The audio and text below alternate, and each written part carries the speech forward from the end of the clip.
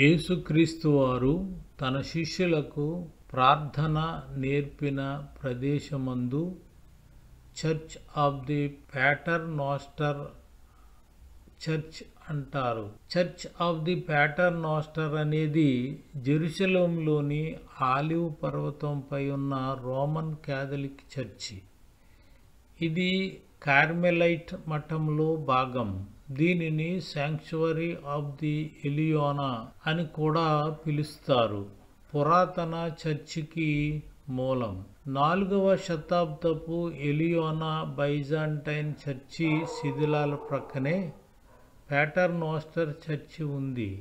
ఎలియోనా శిథిలాలు 20వ శతాబ్దంలో తిరిగి కనుగొనబడ్డాయి మరియు దాని గోడలు పాక్షికంగా పునర్నిర్మించబడ్డాయి. 1948 నాటి ఫిషర్ చావెల్ ఒప్పందం ద్వారా అధికారికీకరించబడిన ఫ్రెంచ్ డొమైన్ నేషనల్ ఫ్రాంకైసిస్గా ఆ భూమిని క్లెయిమ్ చేస్తోంది. అయినప్పటికీ ఒప్పందం ఇజ్రాయెల్ యొక్క నెసెట్ చేత ఆమోదించబడలేదు.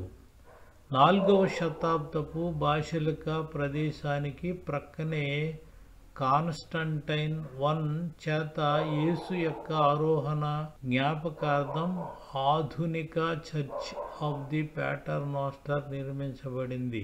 రెండోది 4వ శతాబ్దం ప్రారంభంలో కాన్స్టంటైన్ తల్లి హెలెనా ఆధ్వర్యంలో నిర్మించబడింది. దీనికి చర్చ్ ఆఫ్ ది డిసైపుల్స్ అని పేరు పెట్టారు. ఈ చర్చి గురించి బోర్డియక్స్ యాత్రికుడు ఇటినెరియం బర్డిగలెన్స్ సిర్కా క్రీస్తు 333లో ప్రస్తావించారు మరియు చరిత్రకారుడు యూసేబియస్ ఆఫ్ కైసరియా యేసు ఆరోహణతో అనుసంధానించబడిన ఆలివ్ పర్వతం మీద ఒక గుహపై ఈ చర్చిని నిర్మించారని పేర్కొన్నాడు. లార్డ్స్ ప్రేయర్ దీనిని తరచుగా మన తండ్రి లాటిన్ ప్యాటర్నోస్టర్ అని పిలుస్తారు. ఇది యేసు నేర్పిన మార్గంగా బోధించిన ఒక ప్రధాన క్రైస్తవ ప్రార్థన. ఈ ప్రార్థన యొక్క 2 వెర్షన్లు సువార్తలలో నమోదు చేయబడ్డాయి. మత్తయి సువార్తలో పర్వతం మీద ప్రసంగంలో ఒక పొడవైన రూపం మరియు లూకా సువార్తలో ఒక చిన్న రూపం. యేసు శిష్యులు యేసును ప్రభూ, యోహాను తన శిష్యులకు బోధించినట్లు మాకు ప్రార్థించుట బోధించండి అని అడిగినప్పుడు ఈ యొక్క ప్రార్థనను యేసయ్య చెప్పి ఉన్నారని మనము గ్రహించగలం. ఈ 2 వెర్షన్ల ఉనికికి సంబంధించి కొందరు ఈ 2 అసలైనవని, గలిలయలో తన పరిచర్య ప్రారంభంలో జీసస్ మాట్లాడిన మాథియన్ వెర్షన్ మరియు 1 సంవత్సరం తర్వాత లూకాన్ వెర్షన్ యూదయలో చాలా ఎక్కువ అని సూచించారు. డిడాచే అధ్యాయము 8 మాథ్యూ మరియు ఆధునిక ప్రార్థనకు దగ్గరగా ఉండే సంస్కరణను నివేదించింది. ఇది మైనర్ డాక్సాలజీతో ముగుస్తుంది. మత్తయి సువార్తలోని 7 అభ్యర్థనలలో మొదటి 3 దేవునిని సంబోధించాయి. మిగిలిన 4 మానవ అవసరాలు మరియు ఆందోళనలకు సంబంధించినవి. మత్తయి ఖాతాలో మాత్రమే మీ చిత్తం నెరవేరుతుంది మరియు చెడు నుండి మమ్మల్ని రక్షించండి అనే అభ్యర్థనలు ఉన్నాయి. 2 అసలైన గ్రీకు గ్రంథాలు ఎపియోసన్ అనే విశేషణాన్ని కలిగి ఉన్నాయి. డైలీ అనేది ఈ పదం యొక్క సాధారణ ఆంగ్ల భాష అనువాదం.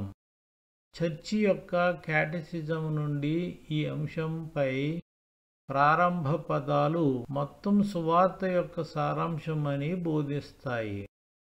ప్రార్థనను చాలామంది క్రైస్తవ తెగలు వారి ఆరాధనలో ఉపయోగిస్తారు మరియు కొన్ని మినహాయింపులతో ప్రార్థనా రూపం మత్తయి సువార్త నుండి వచ్చిన సంస్కరణ.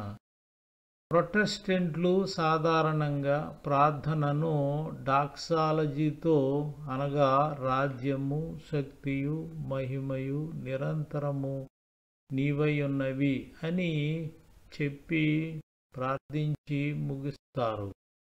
Fuller Theological Seminary professor Clayton Smith ప్రకారం వేదాంతపరమైన విభేదాలు మరియు వివిధ ఆరాధనలు క్రైస్తవులను విభజించినప్పటికీ ప్రపంచవ్యాప్తముగా ఉన్న క్రైస్తవులు కలిసి ప్రార్థిస్తున్నారని తెలుసుకోవడంలో సంఘీభావం ఉంది మరియు ఈ మాటలు ఎల్లప్పుడూ మనల్ని ఏకం చేస్తాయి.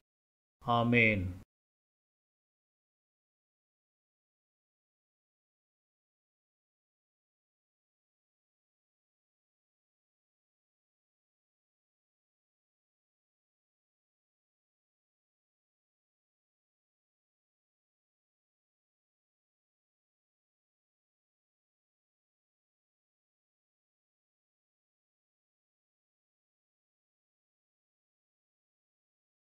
Our Father, who art in heaven, hallowed be thy name. Thy kingdom come, thy will be done, on earth as it is in heaven. Give us this day our daily bread, and forgive us our trespasses, as we forgive those who trespass against us. Lead us not into temptation, but deliver us from evil. For thine is the kingdom, the power, and the glory, forever and ever. Amen.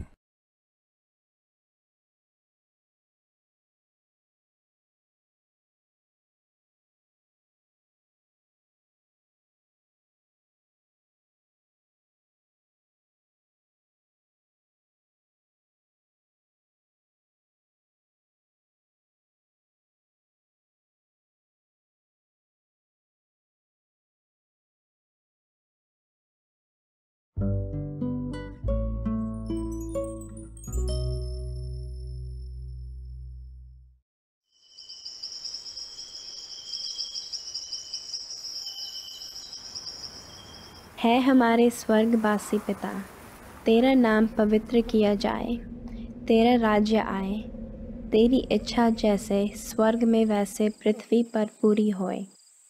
हमारे दिन भर की रोटी आज हमें दें, और जैसे हम अपने ऋणियों को क्षमा करते हैं वैसे हमारे ऋणियों को क्षमा कर, और हमें परीक्षा में मत डाल, परंतु दुष्ट से बचा, क्योंकि राज्य और पराक्रम और महिमा सदा तेरी है।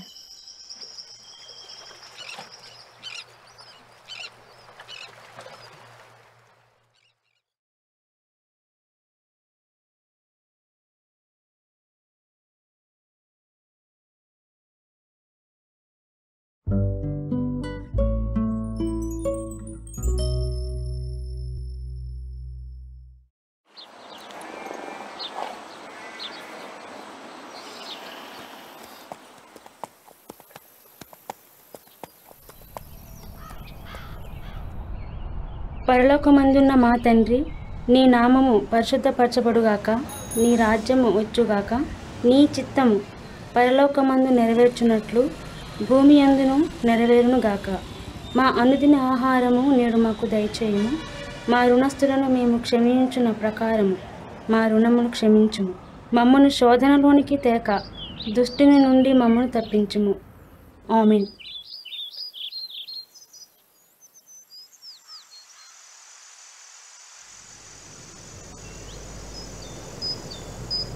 Den jungdeten en biwe, mer begran wam. Dek muntura merci, bek us mer sumbe. Und hede von de be, mer sube an die timpegar. Ben oiget nu og ta av nannen bau. Konan val og netteran. Und he hu og nan etten ku val og nette undan rau.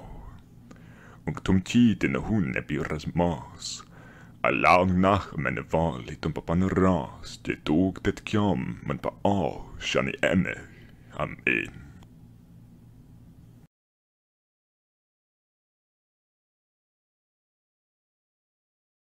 Της ουρανής, αγιαστήτω το όνομά σου, ελθέτω η βασιλεία σου, γεννηθήτω το θέλημά σου, ως εν ουρανό και επί της γης. Τον άρτον ημών των επιούσιων, δώσ' ημίν σήμερον, και άφες ημίν τα οφειλήματα ημών, ως και ημείς αφίεμεν τις οφειλέτες ημών. Και μη εις ενέγγις ημάς εις πειρασμόν, αλλά ρίσε ημάς από του πονηρού.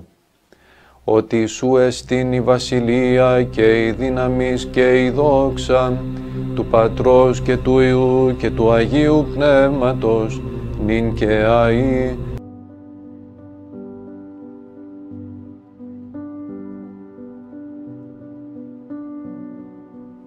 أعبوني بشمايو نتقداش شموخ تيتي ملكوتوخ نهوي سبيونوخ أي كانوا بشمايو أوف برعو هاف لان لحمو تسند كونان يومونو وشبوك لان حوبين وحتوهين أي كانوا دوف حنان شبكن الحايو بين ولو تعلان النسيونو إيلو فاصولان من بيشو ميتول دي لخي ملكوتو حيلو تشبحتو العلام والمين آمين.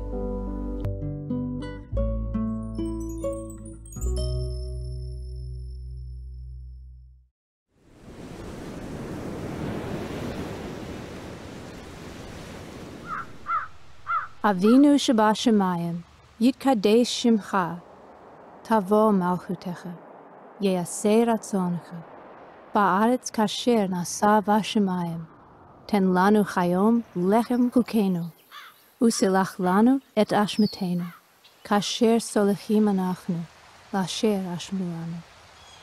Ve'al tavienu lidei Masa, Ki im Hatzilenu min hara, Ki lecha hamam lecha, V'hagavara v'hatiferet.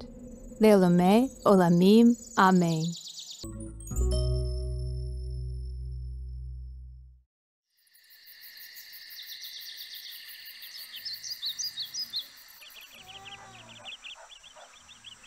Pater noster, qui es in celis, sanctificetur nomen tuum. Adveniat regnum tuum. Fiat voluntas tua, sicut in cielo et in terra. Panem nostrum quotidianum da nobis hodie, et dimite nobis debita nostra, sicut et nos dimitimus debitoribus nostris, et ne nos inducas in tentationem, sed libera nos a malo. Amen.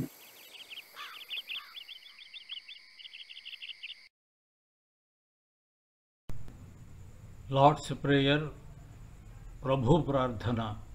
మత్తయి సువార్త 6వ అధ్యాయము 9వ వచనము నుండి 13వ వచనం వరకు ఇలాగున వ్రాయబడి ఉన్నది. కాబట్టి మీరు ఇలాగు ప్రార్థన చేయుడి: పరలోకమందున్న మా తండ్రి, నీ నామము పరిశుద్ధపరచబడుగాక, నీ రాజ్యము వచ్చుగాక, నీ చిత్తం పరలోకమందు నెరవేరుచున్నట్లు భూమి అందును నెరవేరునుగాక. మా అనుదినాహారము నేడు మాకు దయచేయుము. మా రుణస్థులను మేము క్షమించి ఉన్న ప్రకారము మా రుణములు క్షమించుము. మమ్మను శోధనలోనికి తేక దుష్టుని నుండి మమ్మను తప్పించుము. ఇది మన ప్రార్థన. మనము గ్రహించవలసిన ప్రార్థన జీవితంలో మనకు ఉపయోగపడే సాధనంగా ఉంటుందని నేను నిజంగా ఆశిస్తూ ఉన్నాను. మనలో చాలామంది దేవునితో ఎలా కమ్యూనికేట్ చేయాలో, దేవునితో మాట్లాడుట తెలుసుకోవాలనుకుంటున్నారని నేను నమ్ముతున్నాను. దేవునితో ఎలా మాట్లాడాలో తెలుసుకోవాలి, కానీ మనలో చాలామందికి దీన్ని ఎలా నేర్చుకోవాలో తెలియదు. గనుక యేసయ్య ఈ ప్రార్థనను మనకు నేర్పించడానికి చెప్పి ఉన్నారని గ్రహించవలసి ఉన్నది. శుభవార్త ఏమిటంటే మన ప్రార్థనలు ఎలా ఉండాలో యేసు మనకు ఒక ఉదాహరణ ఇచ్చారు.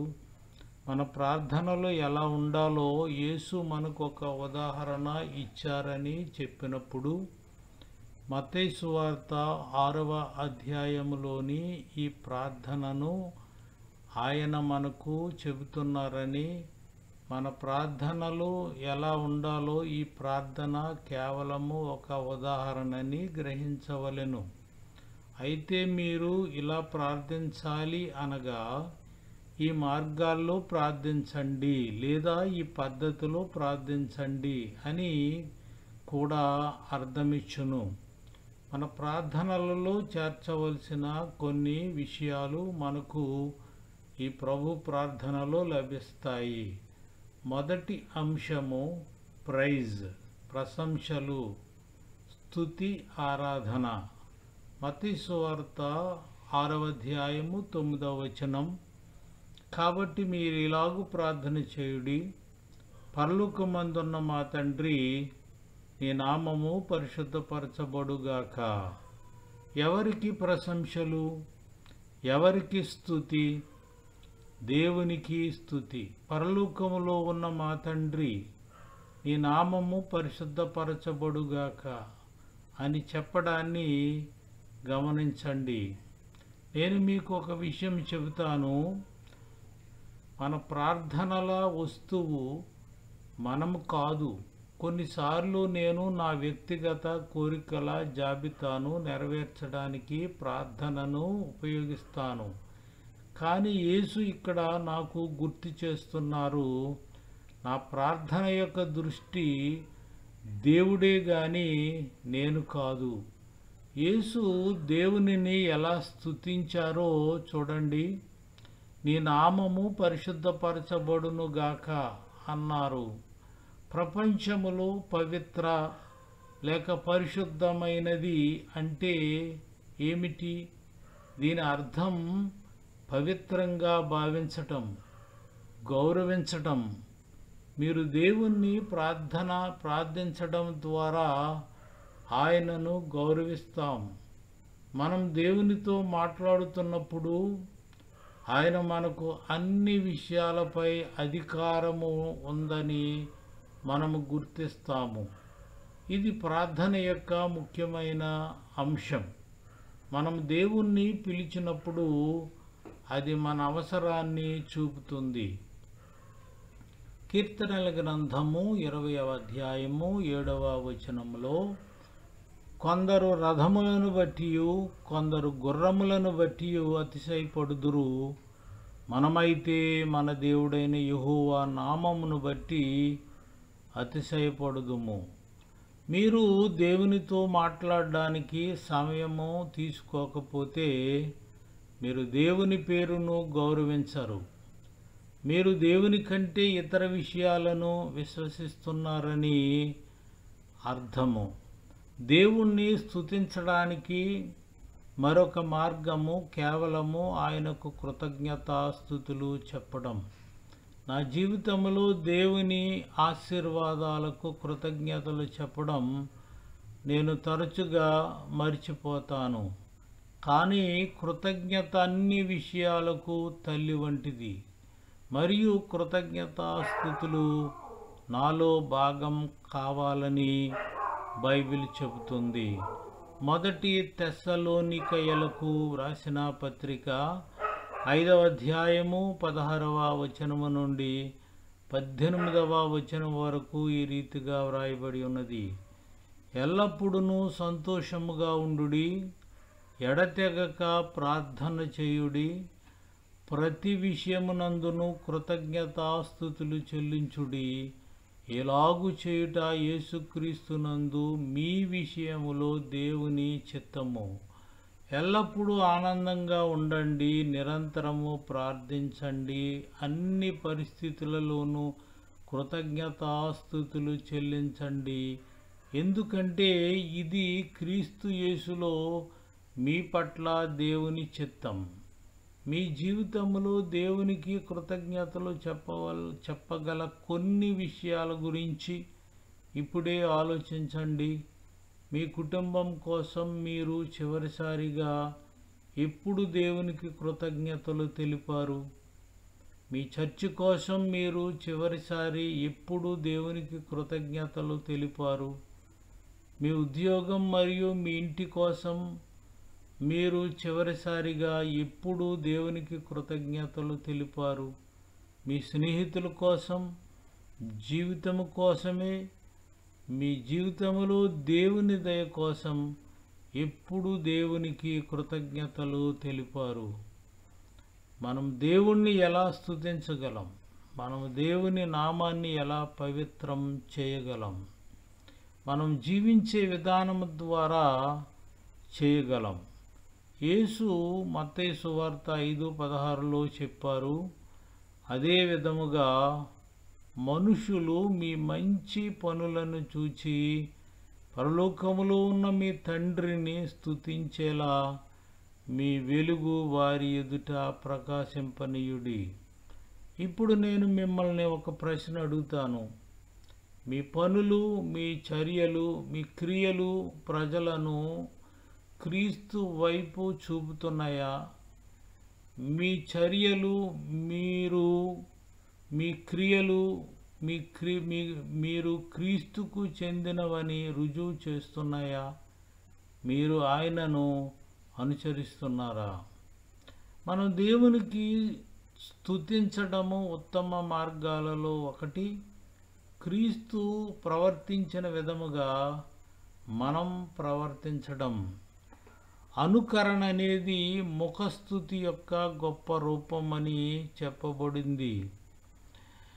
ఒక చిన్న ఉదాహరణ మీతో పంచుకుంటాను. చిన్న పిల్లలకు తల్లిదండ్రులు లెగో సెట్లను కొంటారు. ఆ లెగో సెట్లను పిల్లలు మొదట సెట్స్లోకి వచ్చినప్పుడు వాటిని ఒక చోట చేర్చడానికి వారి తల్లిదండ్రులు వారికి సహాయం చేస్తారు, సూచనలను పరిశీలిస్తారు, అనుసరిస్తారు. ఒకరోజు ఒక అబ్బాయి సెట్ను తన గదికి తీసుకువెళ్ళాడు మరియు కొన్ని క్షణాల తర్వాత అతను పూర్తి చేసిన ఆ సృష్టిని తండ్రికి చూపించడానికి ఉత్సాహంగా మెట్లు దిగాడు. తానే స్వయముగా సెట్ వేసుకున్నానని రెచ్చిపోయాడు. ఆ అబ్బాయి సూచనలను చదివాడు. మంచు కొండ యొక్క సెట్ను స్వయముగా కలిపి ఉంచాడు. జీవితంలో మనము ఎలా స్పందించాలి అనే దానికి ఇది చాలా మంచి ఉదాహరణ. క్రీస్తు భౌతికముగా మనతో ఈ లోకములో ఇప్పుడు లేరు, కానీ అతను ఇక్కడ ఉంటే ఏమి చేస్తారు? అతను బైబిల్లో ఇచ్చిన సూచనలను అనుసరించేవాడు, తండ్రి ఆజ్ఞలను గౌరవించేవాడు. మన జీవితాల ముక్కలు కలిసిపోవాలంటే మనం అదే పని చేయాలి. మనం క్రీస్తులా జీవిస్తున్నప్పుడు మనం యేసుకు మహిమ మరియు గౌరవాన్ని తీసుకువస్తాం మరియు ఇతరులు మనం యేసులా జీవించడాన్ని చూచినప్పుడు ఆయన వైపుకు ఆకర్షితులవుతారు. మన ప్రార్థనలో చేర్చవలసిన మొదటి అంశం ప్రశంసలు, స్తుతి, ఆరాధన. మన ప్రార్థనలో తప్పనిసరిగా చేర్చవలసిన రెండవ అంశము ప్రావిజన్, అవసరాలు. మత్తయి సువార్త 6:11 మా అనుదినాహారము నేడు మాకు దయచేయము. ప్రజలు తమ కోసము ఎప్పుడు ప్రార్థించరని కొన్నిసార్లు నేను వింటాను. ఎందుకు అని నేను వారిని అడిగినప్పుడు వారు నాకు ఇలా చెబుతారు, నేను స్వార్థముగా ఉండాలనుకోను. మన ప్రార్థనల దృష్టి భగవంతునిగా ఉండాలని మనము ముందే ప్రస్తావించుకున్నాము. కానీ మన ప్రార్థనలలో మన భూ సంబంధమైన అవసరాలు పూర్తిగా విస్మరించబడతాయని దీని అర్థము కాదు. 11వ వచనము ప్రకారము మా అనుదిన ఆహారము నేడు మాకు దయచేయమని చెప్పడాన్ని గమనించండి. మన రోజువారీ రొట్టెలను కలిగి ఉండటం ఈరోజు మనకు పెద్ద విషయం అనిపించకపోవచ్చు. మనకు రొట్టె కావాలంటే మనం చేయవలసిందల్లా ఫుడ్ కోర్ట్ లేదా కర్రీ పాయింట్ రెస్టారెంట్ వద్దకు వెళ్ళిన రొట్టె దొరుకుతుంది. కానీ ప్రపంచంలోని మెజారిటీకి ఆహారం అంత సులభముగా రాదు. కానీ రొట్టెకు సంబంధించిన సూచన మరింత గొప్ప అర్థాన్ని కలిగి ఉంది. ప్రఖ్యాత వేదాంతవేత్త మార్టిన్ లూథర్ రొట్టె మన భౌతిక అవసరాలన్నింటికీ ప్రతీక అని గమనించాడు. అది నాకు ఏమి చెబుతుందో మీకు తెలుసా? అనంతుడు, అన్నిటినీ సృష్టించినవాడు, అనంతమైన పవిత్రుడు అయిన దేవుడు నా జీవితంలోని చిన్న చిన్న అవసరాలను పట్టించుకుంటాడని ఇది నాకు చెబుతుంది. అతను నా అవసరాలు తీర్చాలని కోరుకుంటున్నాడు.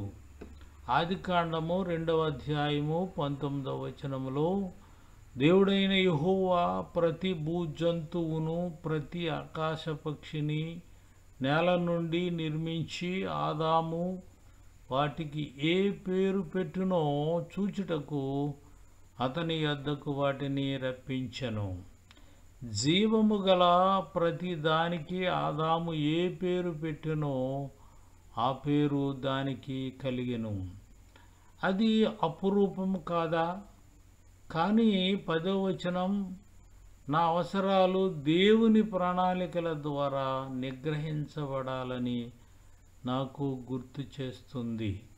10వ వచనము నీ రాజ్యము వచ్చుగాక, నీ చిత్తము పరలోకమందు నెరవేరుచున్నట్లు భూమి అందును నెరవేరునుగాక. నాకు కావలసింది మరియు నేను కోరుకునే దాని మధ్య చాలా వ్యత్యాసం ఉంది. నేను బతకడానికి నీరు కావాలి, కానీ నాకు కొత్త కారు అవసరము లేదు. నాకు ఆశ్రయం కావాలి, నాకు 25,000 చదరపు అడుగుల ఇల్లు అవసరం లేదు. నాకు జీవించటానికి ఆహారం కావాలి, నాకు ప్రతిరోజు బాదం మిల్క్ షేక్ అవసరం లేదు. కాబట్టి అది నా ప్రార్థన జీవితాన్ని ఎలా ప్రభావితం చేయాలి? మీరు ప్రార్థిస్తున్నప్పుడు మీరు జీవించడానికి కావలసిన కోరికలను వ్యక్తపరచాలని దీని అర్థం.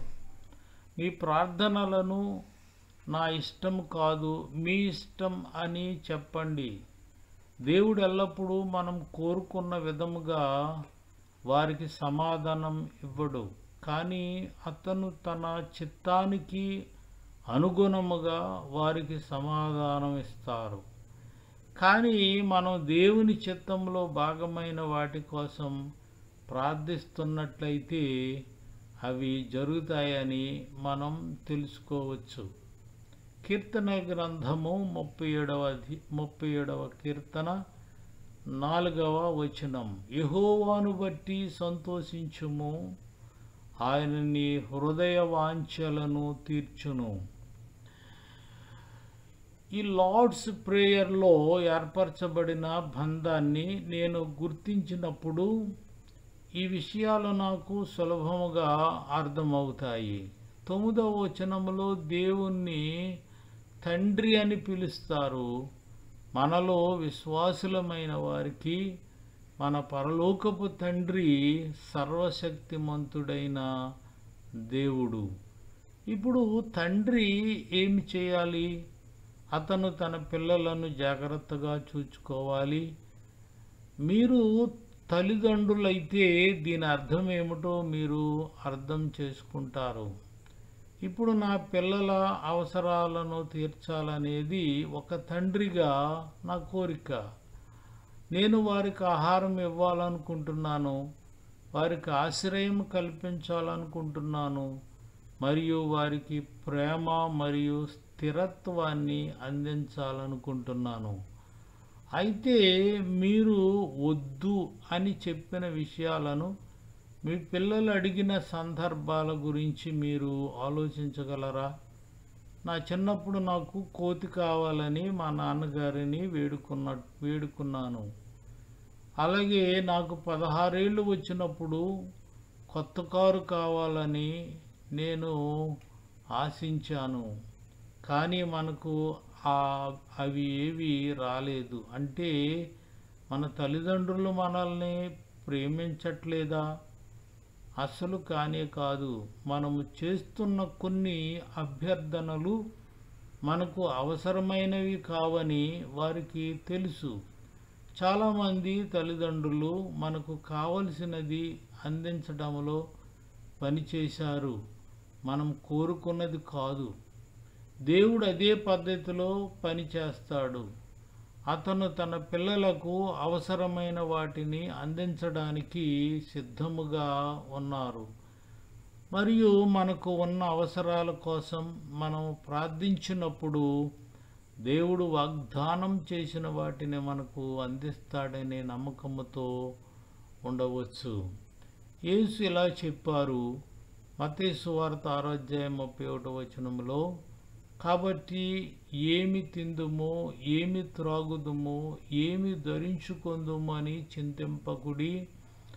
అన్యజనులు వీటన్నిటి విషయమై విచారింతురు. ఇవన్నీ మీకు కావాలనని మీ పరలోకపు తండ్రికి తెలియను. కాబట్టి మీరు ఆయన రాజ్యమును నీతిని మొదట వెతుకుడి, అప్పుడు అవన్నీ మీకు అనుగ్రహించబడును. నేను చెప్పాలనుకుంటున్న విషయం ఏమిటంటే, మీ ప్రార్థనలో మిమ్మల్ని కూడా చేర్చుకోవడానికి సిద్ధంగా ఉండండి. మీ నిర్దిష్ట అవసరాలు ఏమిటో నాకు తెలియదు, కానీ దేవుడు నాకు శాంతినివ్వమని నేను ప్రార్థిస్తున్న కొన్ని విషయాలు నా కోపాన్ని అదుపులో ఉంచుకోవడానికి, అపవిత్రమైన వస్తువుల నుండి దూరముగా ఉండటానికి, నా కుటుంబాన్ని రక్షించడానికి దేవుడు నాకు సహాయము చేస్తాడు. మన ప్రార్థనలో చేర్చవలసిన 1వ అంశము ప్రశంసములు, స్తుతి. 2వ అంశము నిబంధన, ప్రావిజన్, అవసరములు. మన ప్రార్థనలో తప్పనిసరిగా చేర్చవలసిన 3వ అంశము ఫర్గివ్నెస్, క్షమాపణ. 6వ అధ్యాయము 12వ మా రుణస్థులను మేము క్షమించున్న ప్రకారము మా రుణములు క్షమించుము. అప్పులు, రుణములు అనే పదం ద్రవ్య రుణాలకు సూచన కాదు. ఇది పాపానికి సూచనగా ఉంది. ఆధ్యాత్మిక రుణాలను మనము దేవునికి రుణపడి ఉంటాము. పాపానికి మూల్యము చెల్లించాలని బైబిల్ చెబుతుంది. రోమాపత్రిక 6:23 పాపము యొక్క జీతము మరణం. పాపపు జీతాలు చెల్లించకుండా ఉండాలంటే మన కోసం ఆ అప్పు తీర్చడానికి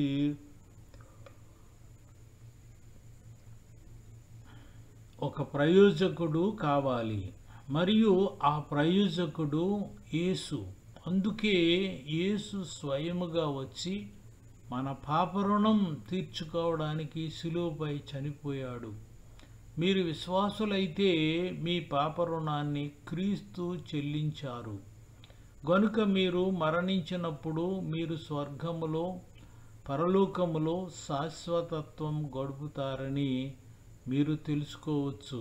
కానీ జనులు తమ పాపాలకు క్షమాపణ అడగకపోతే ఎలా? కీర్తనల గ్రంథము 66వ కీర్తన 18వ నా హృదయములో నేను పాపమును లక్ష్యము చేసిన ఎడల ప్రభువు నా మనవి వినకపోవును. నా హృదయములో పాపం ఉంటే దేవుడు నా మాట వినడు. మన జీవితంలో ఒప్పుకొని పాపం దేవునితో మన కమ్యూనికేషన్ లైన్కు ఆటంకం కలిగిస్తుంది. మనం మన పాపాలను విడిచిపెట్టి దేవుని క్షమాపణ కోసం అడగడానికి ఇష్టపడకపోతే మనం ప్రార్థన చేయవలసిన అవసరం లేదు. అందుకే దేవుని క్షమాపణ కోరడం మన ప్రార్థన జీవితంలో ఒక భాగం కావాలి. లేకపోతే మనం మన సమయాన్ని వృధా చేస్తున్నాం. మనం దేవునికి బదులుగా గోడతో మాట్లాడుతున్నాం. మనం క్షమాపణ కోరినప్పుడు దేవుడు ఏమి చేస్తాడు? ఆయన మనలను శుభ్రపరుస్తాడు, ఆ పాపాన్ని మన నుండి తీసివేస్తాడు. యోహాను రాసిన మొదటి పత్రిక 1వ అధ్యాయము 9వ వచనం, మన పాపములను మనం ఒప్పుకొనిన ఎడల ఆయన నమ్మదగిన వాడును నీతిమంతుడును గనుక ఆయన మన పాపములను క్షమించి సమస్త దుర్నీతి నుండి మనలను పవిత్రులనుగా చేయును. ఒప్పుకోవడమే కీలకం, మరియు అది మనకు అంత తేలికైన పని కాదు. చాలా తక్కువ మంది తమ తప్పును అంగీకరించడానికి సిద్ధముగా ఉన్నారు. టీవీలో మై 600 LB లైఫ్ అనే కార్యక్రమం ఉంది. ఈ షోలో వ్యక్తులు 600 పౌండ్లు లేదా 272 కేజీల కంటే ఎక్కువగా బరువు ఉన్నారు. వారు బరువు తగ్గాలనే కోరికను కలిగి ఉన్నారు. వారు బరువు తగ్గించే శస్త్రచికిత్స చేయించుకోవచ్చు. వారు డాక్టర్ నౌ అని పిలువబడే చాలా నిజాయితీ గల వైద్యుడి సలహాలు పాటించిన తర్వాత ఆయన ముందుకు వెళ్ళాలి. డాక్టర్ ఇప్పుడు ప్రతి రోగిని పరీక్షకు పిలుస్తాడు. చాలామంది సరైన బరువు తగ్గకపోవడంతో శస్త్రచికిత్స చేయలేమని డాక్టర్ చెప్పవలసి వచ్చింది. ఇప్పుడు ప్రతి రోగి వారి అవిధేయమైన ప్రవర్తనను కలిగి ఉన్నారు. మీరు మీ పేలవమైన ప్రవర్తనను సరిదిద్దుకుంటే మీ బరువు తగ్గే మార్గంలో ఉన్నారని అర్థం చేసుకొని సహాయము ఆ డాక్టర్ గారు చేస్తారు. మనం ఎప్పటికైనా శుభ్రపడాలంటే ముందు మనం మురికిగా ఉన్నామని ఒక గుర్తింపు ఉండాలి. మన పాపాల ఒప్పుకోలు, నిజాయితీ మన ప్రార్థన జీవితంలో ఒక భాగం కావాలి. మన ప్రార్థనలో చేర్చవలసిన మొదటి అంశం ప్రైజ్, స్తుతి. రెండవ అంశం ప్రొవిజన్స్, నిబంధన. మూడవ అంశం ఫర్గివ్నెస్, క్షమాపణ. మరియు మన ప్రార్థనలో చేర్చవలసిన మరొక ముఖ్యమైన అంశము ప్రొటెక్షన్, తప్పించుము. 13వ వచనాన్ని చదువుదాం. మమ్మును శోధనలోనికి తేక దుష్టుని నుండి మమ్మును తప్పించుము. నాకు తెలిసిన ఒక విషయం, దేవుడు నన్ను నడిపించాలని, కానీ నేను జీవితంలో అనేక సందర్భాల్లో నన్ను నేను నడిపించుకోవడానికి ప్రయత్నించాను. మరియు నా జీవితంలోని ఆపదలను నివారించడంలో నేను మంచివాడిని కాదని నేను కనుగొన్నాను. ఎందుకో నీకు తెలుసా? చాలా క్రేజీగా నేను వారి పట్ల ఆకర్షితుడయ్యాను. భగవంతుడిని గౌరవించని విషయాలకు అయస్కాంతంలా లాగటం మనిషి స్వభావంలో ఒక భాగం. కాబట్టి మనము సహజముగానే దేవుణ్ణి గౌరవించని వాటి పట్ల ఆకర్షితులైతే ప్రపంచంలో మనము వాటిని ఎలా నివారించగలం? మనము మనల్ని కాకుండా మరొకరిని అనుసరిస్తాము. మనల్ని మనం వేరొకరి నాయకత్వంలో ఉంచుకుంటాము.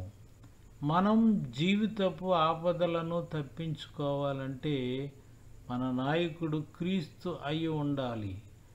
మన ప్రార్థన జీవితంలో ఒక భాగం మనల్ని దారి పట్టించుమని దేవుడిని అడగాలి. మనం అనుసరించాలనుకునే నాయకుడు దేవుడు. జీవితం యొక్క ఆపదల నుండి మనలను విడిపించగల సామర్థ్యం ఆయనకు ఉంది. మనం దేవునిలోని ఆపదల నుండి బయటపడాలని కోరుకుంటున్నంత మనం పాపము నుండి దూరముగా ఉండాలనుకుంటున్నాము. చాలా తరచుగా మనం పాపపు బురద గుంటలోనికి జారిపోతాం. శుభవార్త ఏమిటంటే పాపపు బురద నుండి మనలను బయటకు తీసి మనలను పునరుద్ధరించే శక్తి మరియు సామర్థ్యం కలిగిన దేవుడు మనకు ఉన్నాడు. కీర్తనల గ్రంథము 40వ కీర్తన 1-2 వచనాలు. యెహోవా కొరకు సహనముతో కనిపెట్టుకొంటిని, ఆయన నాకు చెవియొగ్గి నా మొర ఆలకించెను. నాశనకరమైన గుంటలో నుండి, జిగటగల దొంగ ఊబిలో నుండి ఆయన నన్ను పైకెత్తెను. నా పాదములు బండ మీద నిలిపి నా అడుగులు స్థిరపరచెను. మీరు జీవితంలో వెళ్ళే దిశలో మీరు పోరాడుతూ ఉండవచ్చు.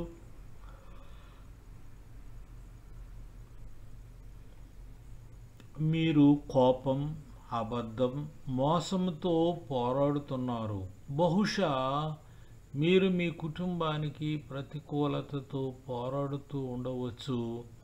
మిమ్మల్ని నడిపించమని, ప్రార్థించమని మరియు అడగమని మిమ్మల్ని ప్రేమతో ప్రోత్సహిస్తూ ఉన్నాను. దేవుడు చివరిగా